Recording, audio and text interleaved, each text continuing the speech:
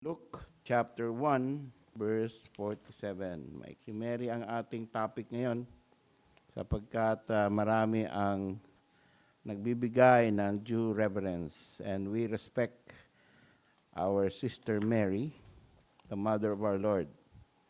So in Luke 1:47, Mary said, "And my spirit hath rejoiced in God, my Savior."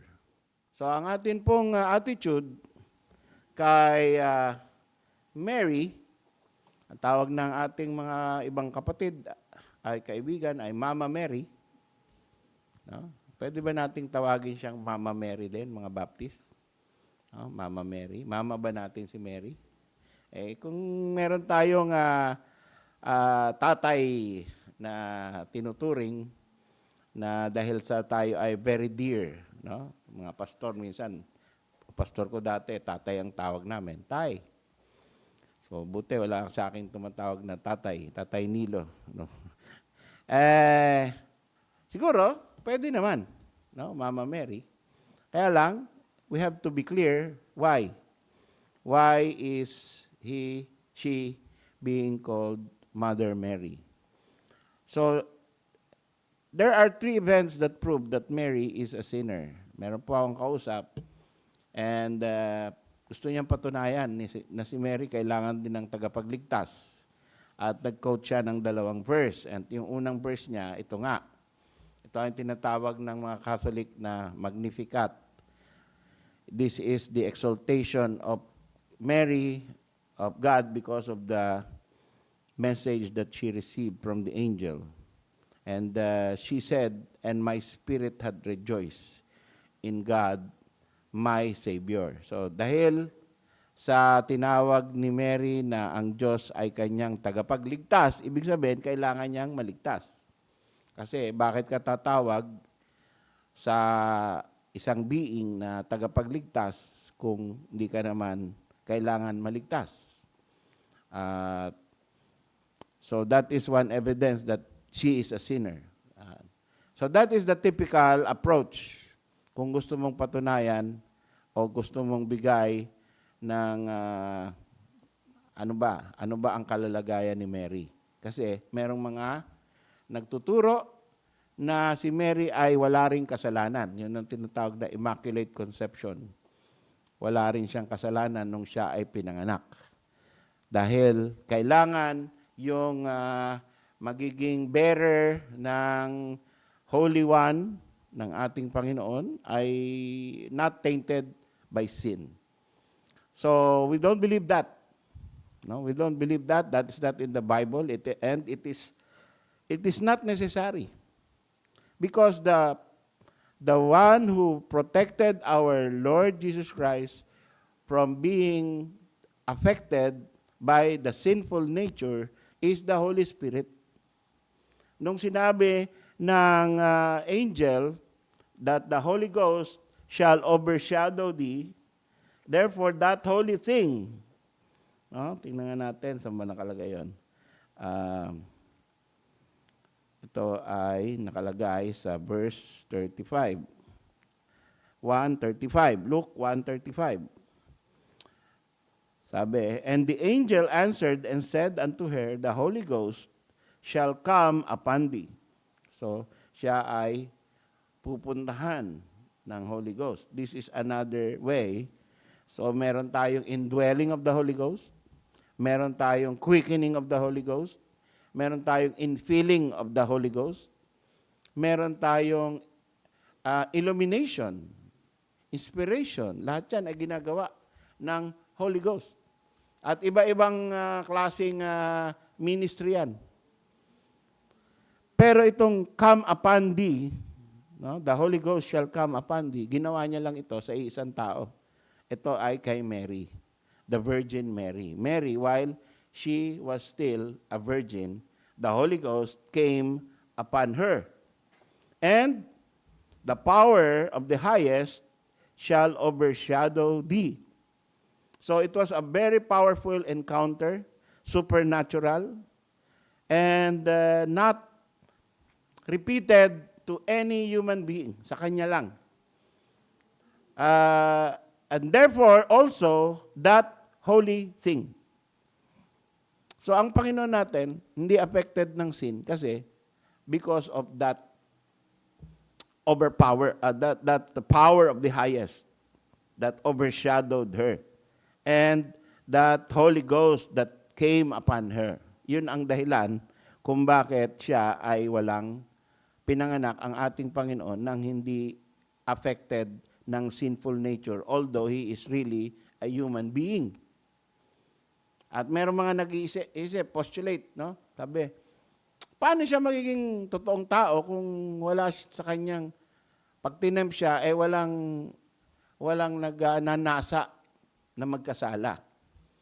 Hindi siya totoong tao. Hindi po. Si Adan, noong siya ay ginawa ng Diyos, no? Ay innocent. Wala siyang guilt at walang pagnanasa. So, walang pagnanasang magkasala nung siya'y ginawa. Hanggat dumating yung command na lahat ay pwede mong kainin maliban. Where there was no law, there was no sin. And there was no desire to sin. And where there is no temptation from Eve, there was no desire to sin from Adam's heart.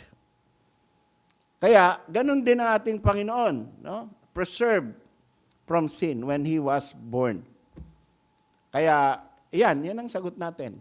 Papaano ba siya totoong tao na wala siyang sinful nature, walang response, walang nothing that will affect his heart para magkasala? The same with Adam. Kaya nga ang tawag sa kanya ay second Adam. So ito po, holy thing ang ating Panginoon nung siya'y nandun sa sinapupunan ni Mary. And nung pinanganak na siya ay tinawag na Son of God. Therefore, the holy thing which shall be born of thee shall be called the Son of God. Now, look, ito ay ibinibigay ng isang anghel kay Mary. Si Mary, alam niya na yung kaharap niya ay anghel, angel from heaven. Hindi tao lang. Alam niya yung message ay galing sa langit mismo. Alam niya yung mensahe kung ano yun. Malinaw, pumasok sa isip niya kung ano yun. So, naintindihan niya ba yun? Yes. Na pinaniniwalaan ba niya yun? Yes. Tinanggap niya ba yun? Yes. So, lahat yun, yes. Pero nagpatuloy ba siya ron? Yan ang titingnan natin. So, nakalagay dito sa Luke chapter 2, verse 22 to 24. Puntahan natin yun.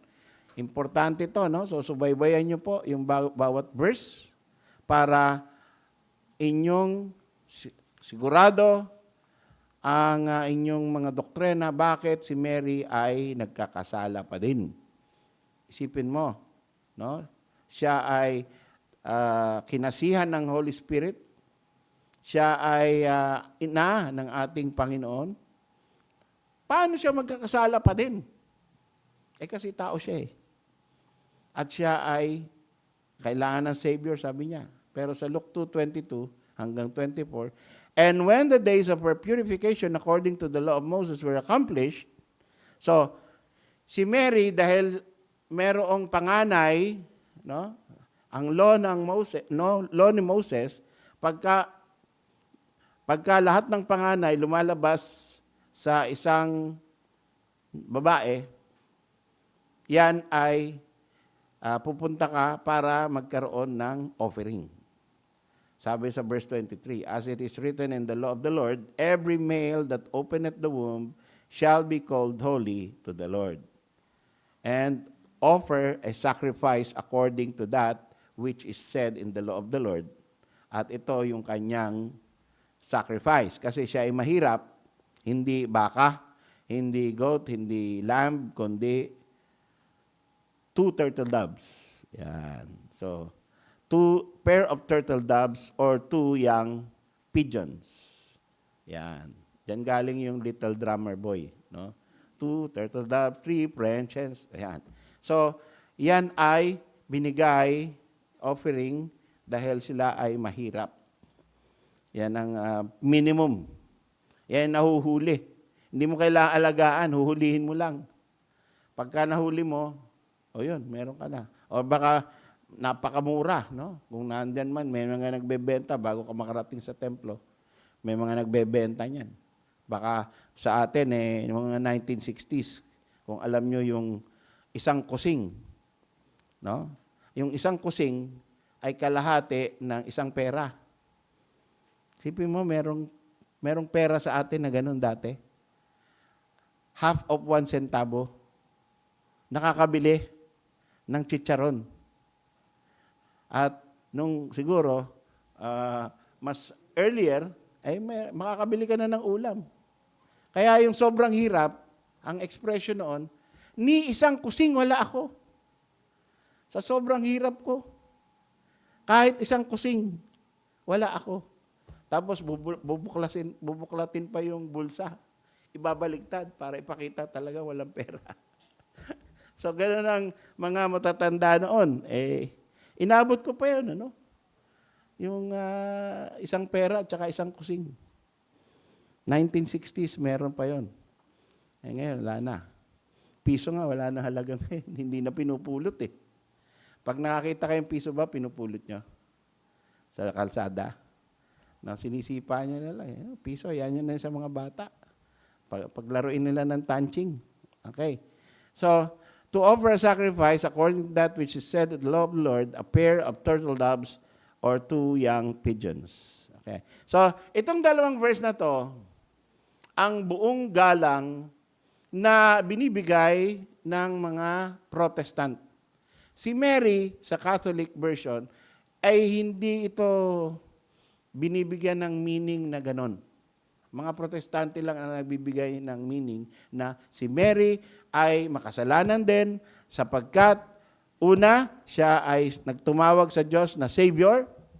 Pangalawa, siya ay nag-offering. Ibig sabihin, pag nag-o-offering, para sa ambang offering of sacrifice? For sin. Pero hindi naman sin yun eh, nanganak ka eh.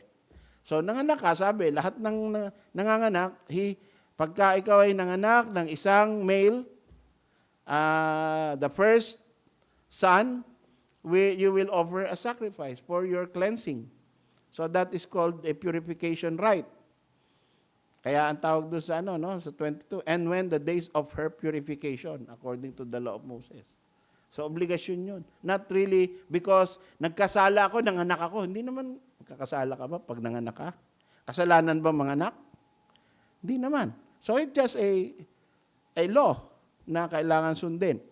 Pero, ganun pa man, the Protestants who really also adore Mary, because they came from the Catholic Church, have this kind of a concept and teach it to the people. But we can go beyond that. Let's go to Luke 1:30, verse 33. This is the direct accusation na pwede nating sabihin. That event to prove that Mary was a sinner by practice. Not just by heart, not just by status, not just by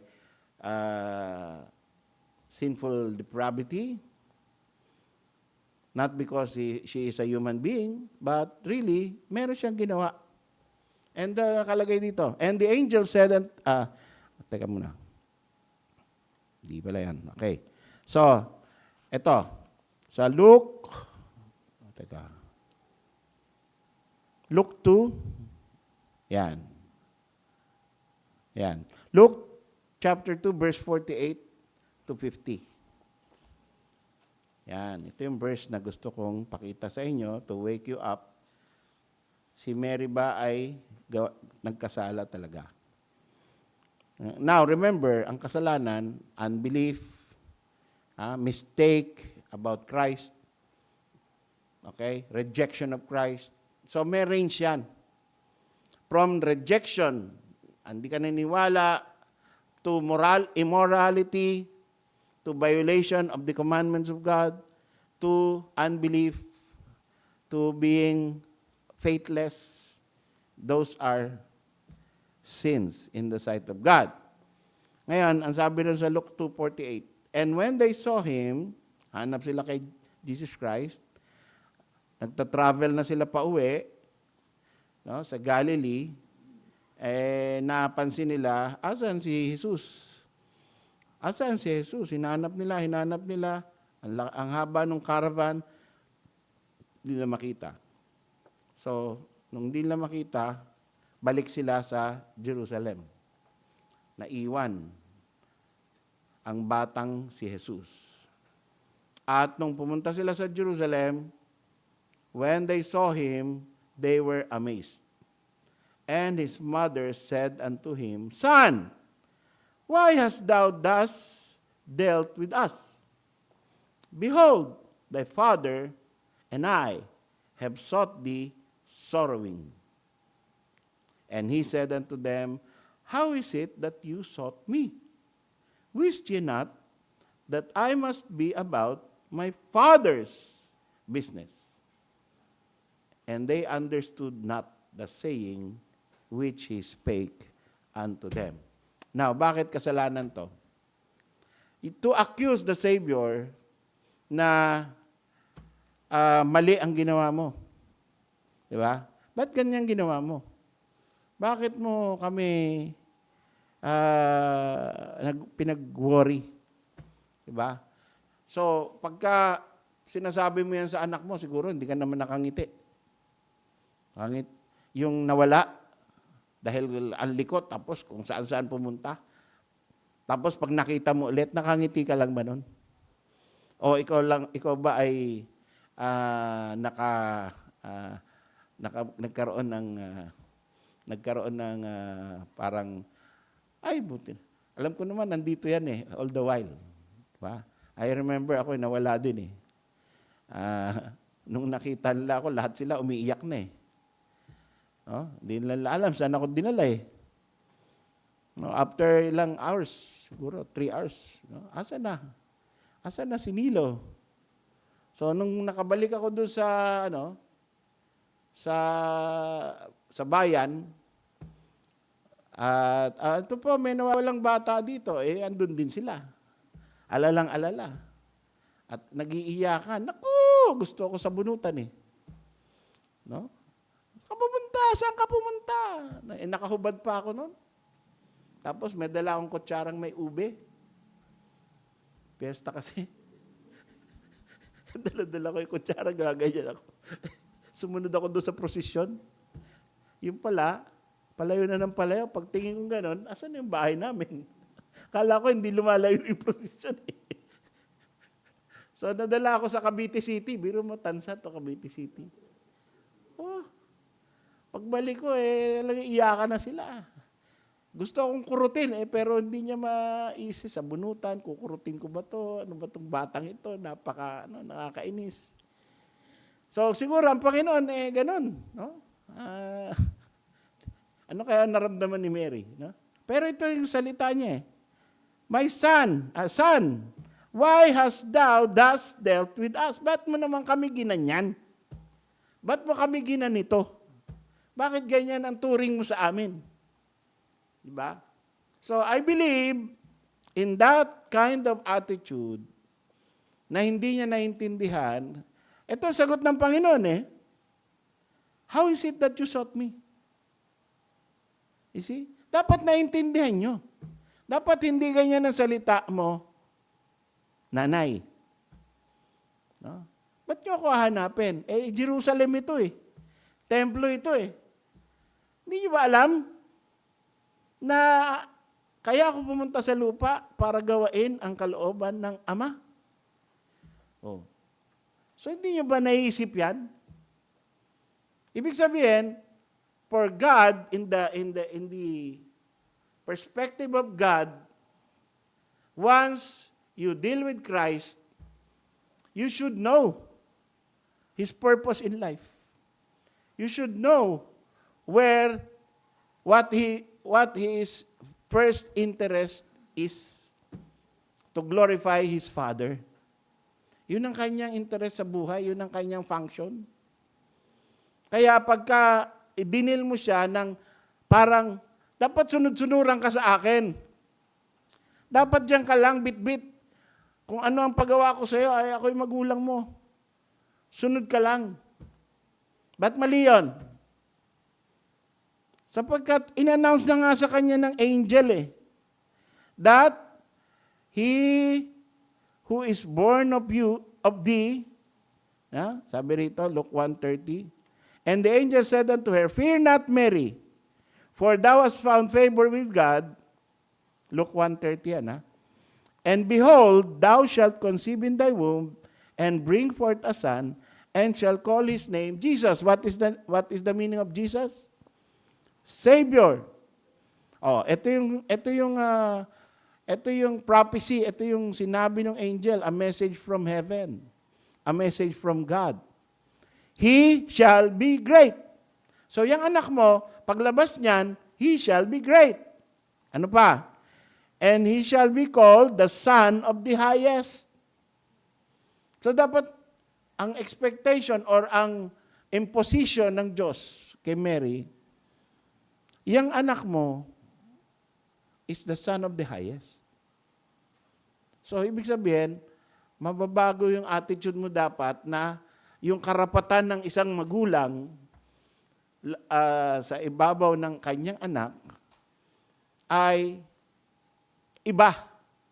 Ituturing mo yan na iba. Kasi yan, yung niluwal mo from your body yan, pero he is more than just your son. He is the Son of the Highest. He is the Son of God Himself. Ano pa? Ang pinakilala ng anghel. And the Lord God shall give unto him the throne of his father David. Yang anak mo, kung tama ang intindi ni Mary, dapat naman tama, ang sabi ng Diyos, yang anak mo ay uupo sa trono ni David. So, hari yan. Ano pa? And he shall reign over the house of Jacob forever. So, may position yan. Ang future niyan ay ganito, parang, kumbaga, no? So, kung alba si Sister Gina, may nagsabi sa kanya, ang magiging anak mo ay magiging presidente ng Pilipinas. Ano kaya ang gagawin mo? No? Siyempre, iba ang turing mo dyan. Kahit bata pa yan, iba ang ano mo dyan. Hindi basta-basta gatas ang papainom mo dyan. Di ba? At hindi basta-basta kuna. Ito yung future president Ito ang magiging ruler ng buong bansa. At yan, hindi lang yan magiging presidente. He will be the greatest president of the Philippines. Sipin mo yun. Kung may hulang ganon. Siyempre, walang hulang ganon. At hindi tayo dapat naniniwala sa hulang ganon. No? So, pero ito, hinula nga sa Panginoon to Hinula kay Mary Ngayon, kung after ng hula na yan, and of His kingdom there shall be no end. Ay hindi ka naniwala sa hula mula sa langit, ano ka? Unbeliever. Di ba? At pero halimbawa naniwala ka sa kalahati ng hula. Is that a good Christian or is that a good disciple of God? Is that a good follower of God? Naniwala ka sa kalahati, hindi sa lahat? Hindi mo inintindi? Di ba? How often are you visited by an angel? So, kung ikaw bibisitahin ng anghel, siguro dapat makakabisado mo bawat tuldok, bawat kuwit, kung ano yung sinabi. No? Tapos papaniwalaan mo bawat salita. Pero si Mary, hindi naman siya malilimutin. Bata pa lang siya.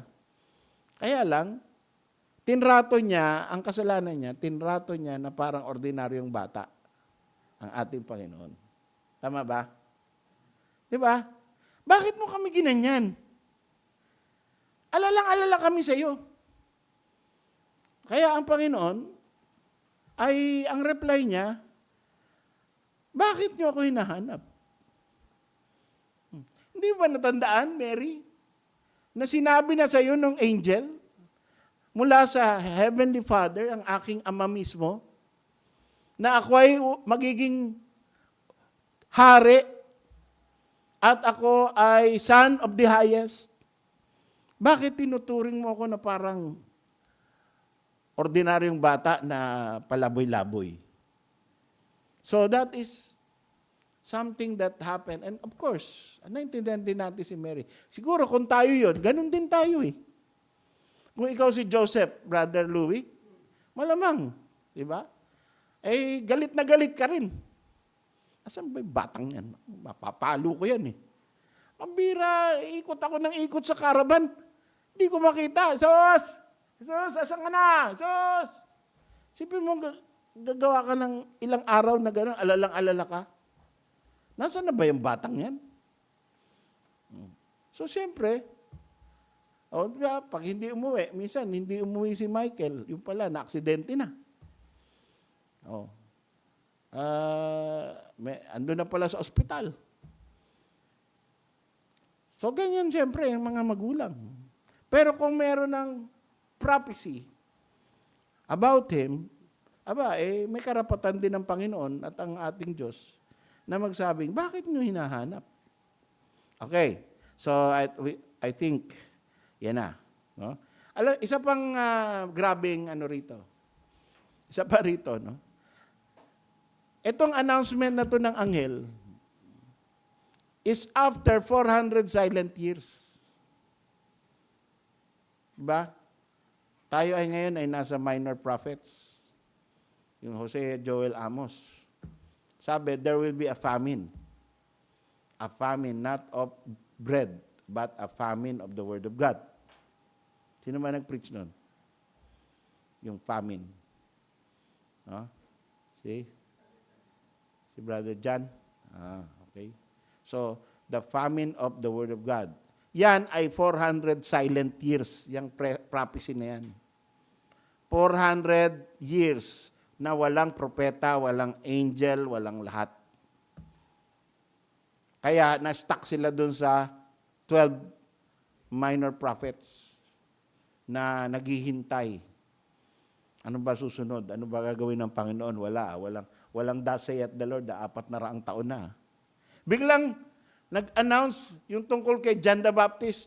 Tapos nag-announce, after 6 months, nag-announce yung tungkol kay Mary, tungkol kay Jesus. So very significant. Lahat ng buong Jewish community nag-iintay ng word from the Lord dahil 400 years na ngang wala. Biglang meron, tapos hindi mo patatandaan. Di ba? That is something that is nasa human heart. So, ganun din ang heart ni Mary, pareho lang natin. She is a sinner by nature, like us. So, this is another point. No? Tatlo yan eh. Sa John chapter 2, verse 3 and 5. 3 to 5. John chapter 2, verse 3 to 5. Inimbita ang Panginoon, no? Si Mary imbitado sa marriage feast sa Cana of Galilee. Pagtapos, ito yung panahon na hiwalay na ang Panginoon. Nag-umpisa na siya ng ministry, nabaptize na siya. So, hindi na siya under ni Mary. At dito, wala na ang Joseph na sinasabi. So, malamang wala na si Joseph, patay na. Mas matanda si Joseph kaysa kay Mary. So, siguro wala na si Joseph, patay na. Si Mary na lang, nasa Galilee. Binimbita siya sa wedding feast. Tapos, may mga disciples na ang Panginoon, na-baptize na ang Panginoon. Sinabihan na siya na, behold, the Lamb of God. At malamang, alam din nila Mary yun. Siyempre, kung ano yung mga nangyayari sa anak mo kahit wala na sa poder mo, minomonitor mo pa rin yan. Di ba? Inaalam mo pa rin. Uy, yung anak mo, pinroklama ni John the Baptist na siya yung Lamb of God, siya yung Christ. So, umugong kasi buong Judea and the other cities came to John the Baptist to be baptized of John. So, alam na lahat ng buong Jewish community na merong baptizer for the remission of sins. Siyempre, being a Jew, alam ni Mary yan. Biglang nag-proclaim si John the Baptist na, behold, the Lamb of God which taketh away the sins of the world. Kaya, umugong din yan. Sabi, tinanong siya, ikaw ba ang Mesiyas? Hindi ako. Merong darating at nandito na. Tapos nung nakita, ayan na. Yun ay anak ni Mary. Ngayon, may disciples ng Panginoon, inimbita sila ni Mary. So, alam ni Mary kung ano yung anak niya from the prophecy, from Angel Gabriel. Pagkatapos, na-confirm ni John the Baptist. Na alam din niya na propeta yan dahil tumalon nung nagkita sila ni Elizabeth. Tumalon. Tinawag siyang Mother of my Lord. So, she should have been very much aware. Sino si Jesus? Beyond treating him as only a human being and utos-utosan niya o kung ano man. Kaya may karapatan ng Panginoon na magkaroon ng indignity nung naubusan ng wine, tapos nilapitan siya, binulungan siya ni Mary, wala na silang alak. Diba? Ikaw kaya bulungan ng ganon. Nak, wala na silang pagkain. Diba, si Luz, sabihin niya kay Michael, walang nagdala ng pagkain, kanin lang. Tapos 4 na po tayo. Ano kaya gagawin ni Mike? Pupunta na Andok. Kukuha ng pera kay Louie. O hindi kaya, isasama. Halika, Brad Louie. Saan tayo punta? Wala raw pagkain, sabi ng nanay ko. Magiging abala na yon, diba? Binulungan ka walang pagkain. Yun ang binulong sa Panginoon. Wala nang alak. Marriage feast yun. Naubusan ng alak. Kaya, anong gusto mong gawin ko? Diba? Obvious na merong gustong ipagawa si Mary, hindi niya lang sinabi, direct, na anak, produce ka ng alak. Anak, bili ka alak. O anak, magmilagro ka na. This is the time para pakita mo na ikaw yung iniintay na Mesiyas. Pakita mo na. Mag-umpisa ka na ng miracle ministry mo. Whatever is in her heart, ang Panginoon nag-react.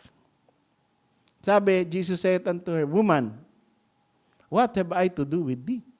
Mine hour is not yet come. So, ang Panginoon, having that ability to read hearts, alam niyang nasa puso ni Mary.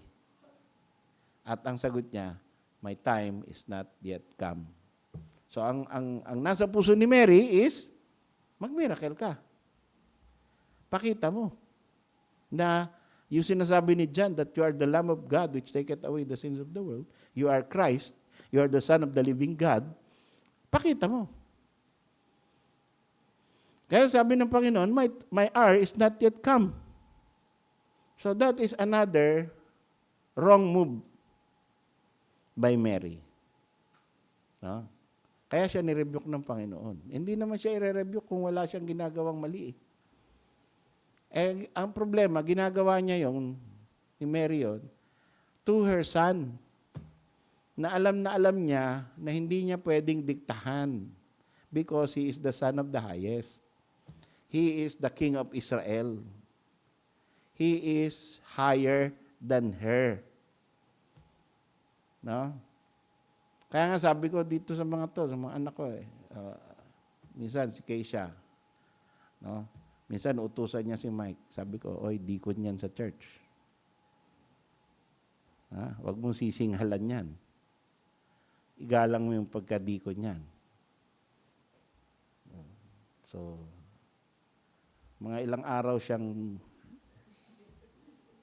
okay. Tapos, lalabas na naman. Nakakalimot na naman. No? Laging taya si Keisha sa mga illustration ko. Pasensya ka na, anak. No? Ikaw talaga paborito ko. Favorite kita eh. I love you. No? So, sipin nyo, no? Kagalang-galang dapat na tao, tapos gaganunin mo. Tuturing mo na, utusan mo lang. O idinidikta mo yung pace ng kanyang ministry. Hindi pwede yun. Hindi pwede yun. Diba? Ay, nung nag-preach ako ng virgin, silver ring. No? Na commitment ng mga dalaga para maging stay without a sin, immorality. Habang hindi kayo kasal, ay wala kayong sisipingan. And doon yung nanay ko, nagpipreach ako. Aba, nainip.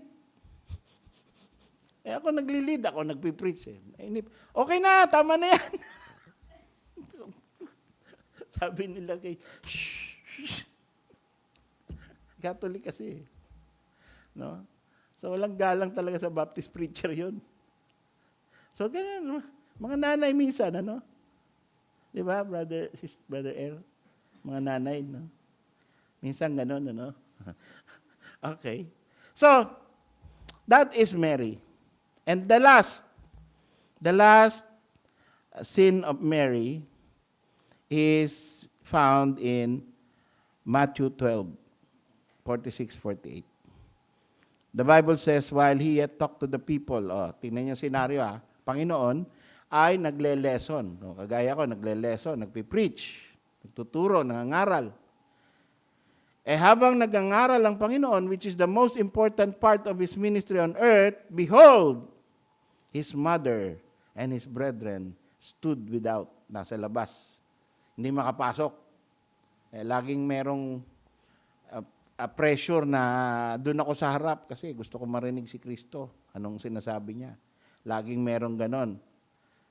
So, siguro, iniisip nila, hindi tayo dapat dito sa labas.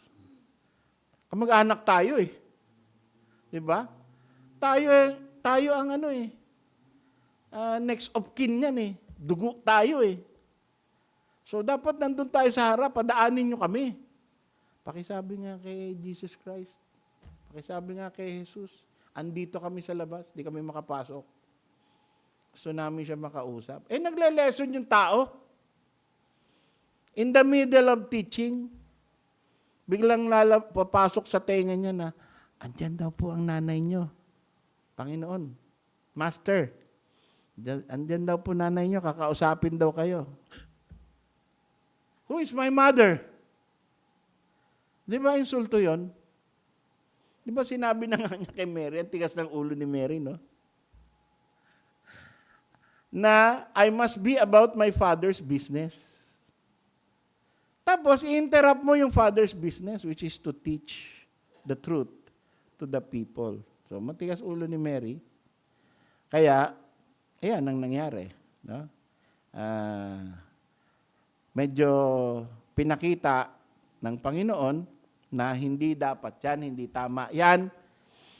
Although, ang ating Panginoon should honor, in obedience to the law of Moses, He should honor His father and His mother.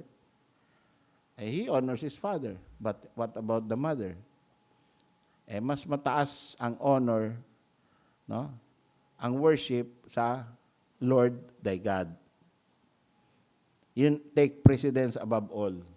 So, pag yung mother, kagaya ng ginawa ni Mary, ay wala sa hulog,